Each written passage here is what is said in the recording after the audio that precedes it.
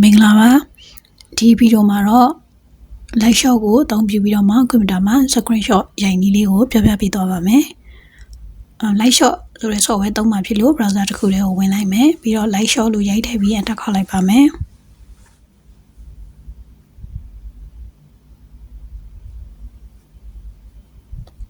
ဒီ light shot ဆိုတဲ့ website တွေကိုဝင်ဖို့ရအတွက်တွေ့တဲ့ link လေးမှာ click တစ်ချက်နှိပ်ပြီးတော့ဝင်လိုက်မယ်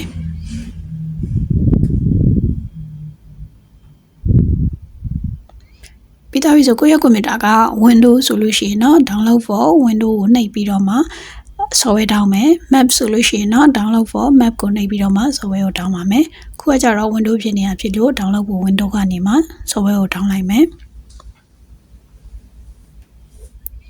ပြီးလို့ရှိရင် install လုပ်တာကြတော့ download လုပ်ထားတဲ့ file လေးကိုနှစ်ချက်နှိပ်ပြီးတော့မှ install လုပ်မယ် folder ထဲဝင်ပြီးတော့လည်းအဲ့ဒီကနေမှလည်း install လုပ်လို့ရပါတယ်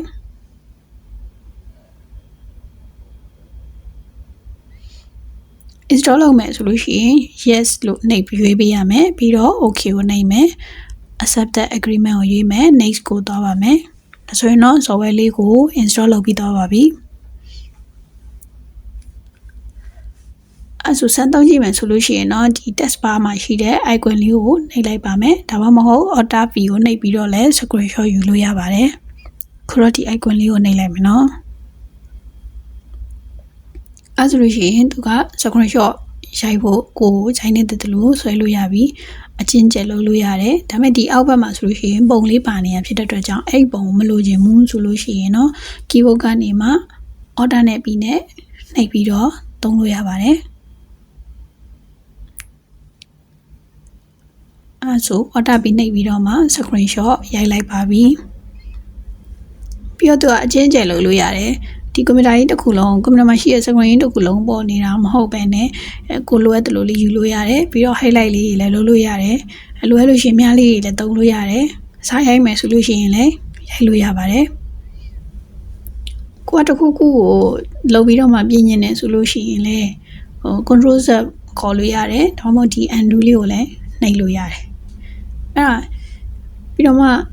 ဒီပုံကမိမိစိတ်ကြိုက်ဖြစ်သွားပြီဆိုလို့ရှိရင်တော့အဲ့ဒီပုံကို print တစ်ခါလေးတန်းထုတ်ရှင်လဲထုတ်လို့ရတယ်နောက်တစ်ခုက copy ယူပြီးတော့မှတခြားနေရာမှာဟိုမှာ Viber တို့ WhatsApp တို့အဲ့ကနေမှပို့မယ်ဆိုလို့ရှိရင်လဲပို့လို့ရပါတယ်ပြီးတော့ကွန်ပျူတာမှာသိမ်းမယ်ဆိုလို့ရှိရင်လဲဒီကsave button လေးကိုနှိပ်ပြီးတော့မှကွန်ပျူတာမှာသိမ်းလို့ရပါတယ်အဲ့မှာနာမည်ပြောင်းပြီးတော့လည်းသိမ်းလို့ရတယ်နော်ဒါဆိုရင်တော့ဒီ software ကို install လုပ်ပြီးသွားပြီပြီးတော့သုံးနဲ့သွားပြီအဲ့ဒီမှာခုနက Alt P မဟုတ်ဘဲနဲ့တခြား key ပြောင်းလို့မရဘူးလားဆိုရတယ်ဒီခုန icon လေးကိုနေအဲ့ဒီပေါ်မှာ right click လေးထောက်မယ် option ကိုရွေးလိုက်မယ်ပြီးတော့ hot keys ကိုရွေးမယ်ပြီးတော့ general hot key မှာဆိုလို့ရှိရင်ကိုက Alt P ဖြစ်နေတာအဲ့ဟာကိုပြောင်းမယ်ဆိုလို့ရှိရင် control P တို့တခြားဘောနော်ကိုအသုံးပြုခြင်းတဲ့ key လေးကိုယူပြီးတော့မှအသုံးလို့ရပါတယ်ပြောင်းတာကြတော့ Alt keyboard ကနေပဲနှိပ်ပြီးတော့မှပြောင်းလိုက်တာเนาะပြီးတော့ဆိုလို့ရှိရင်เนาะ okay ကိုနှိပ်လိုက်ပါမယ်စသဖြင့်ပုံတွေကိုလည်း customize လုပ်လို့ရတယ်ပြီးတော့နောက်ထပ်ကကြတော့ဒီ key ကိုဆိုလို့ရှိရင်လည်း customize လုပ်ပြီးတော့မှသုံးလို့ရပါတယ်ထောင်းရတာလည်းလွယ်ကူတယ် install လုပ်ရတာလည်းလွယ်ကူ